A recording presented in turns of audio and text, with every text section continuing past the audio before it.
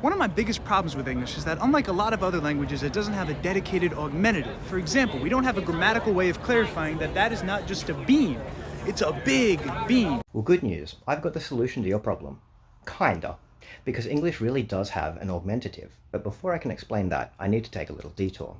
Now, if you've spent any time learning Chinese, or if you just like linguistic fun facts, you might have heard somebody say something like Chinese doesn't have tense.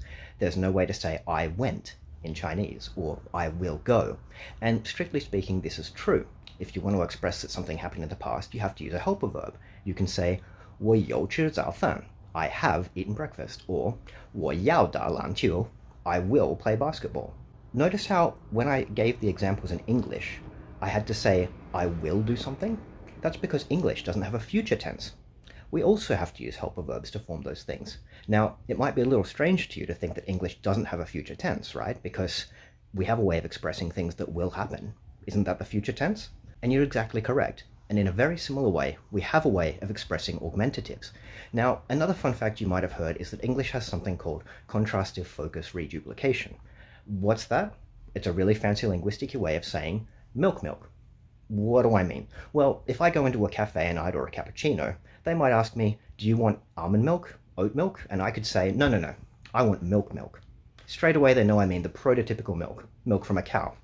Similarly, I could say, I'm going to bring a salad to the cookout, and you might ask me, do you mean egg salad? I'd say no, salad. Green, leafy, vegetables, you get it. This brings us back to our example of the bean. Now, the English augmentative may not be as punchy as the Spanish. We can't say frijolote, for example. But if I tell you there's this sculpture in Chicago of a bean, you might ask me, sculpture of a bean? And I could say, no, not a bean, a bean.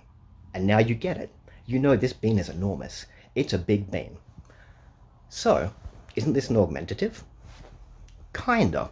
Because see, when people talk about a case like this, what they're usually referring to is what Griffin goes on to talk about in his video, morphology. Usually we're talking about languages having morphological marking of these things. My point is not so much that Griffin is wrong, but more that languages still have strategies for expressing these things, even when they don't do it morphologically. And I think that's pretty cool.